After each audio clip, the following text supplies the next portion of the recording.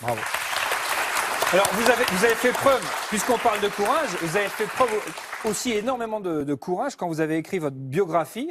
Dans cette biographie, vous avez révélé les blessures de votre vie, et notamment vos relations difficiles avec vos beaux-parents, Oui. Simone Signoret et Yves Montand. Ça, c'est un acte de courage aussi, Ça, se livrer comme ça. c'est une erreur. Ça, c'est une erreur à C'est votre une avis? erreur. Ah En oui. réalité, je voulais raconter, dans cette histoire, je voulais raconter que je n'étais pas l'homme qu'on pensait que j'étais. Mon enfance, dont personne ne parle, j'ai grandi en Algérie, puis en Amérique du Sud.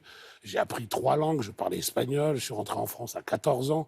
J'étais grandi en Argentine, donc je suis rentré en France pas du tout comme un petit Français, j'étais un petit Argentin. Et donc, je me retrouve à 22 ans, le gendre de Simone Signoret et de Montand, avec leur fille de 21 ans, un peu plus de 21 ans, qui est enceinte. Dans n'importe quelle famille, on aurait dit, attends, de quoi ils vont vivre, et pourquoi tu es tombée enceinte, etc.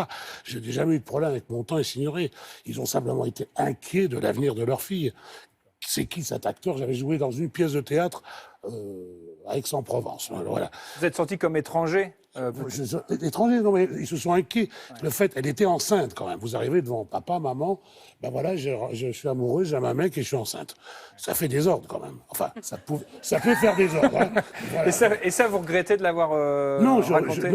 Oui, je regrette de l'avoir raconté parce que au fil du temps, ces gens, je me suis très bien entendu avec eux. J'ai eu une histoire extraordinaire avec eux. J'ai découvert qui était Montand. J'ai découvert qui était Signoret. Ils m'ont fait progresser dans la vie énormément. Ils m'ont fait comprendre plein de choses. Voilà. Je regrette qu'on ait retenu que de ça de ce bouquin. Voilà.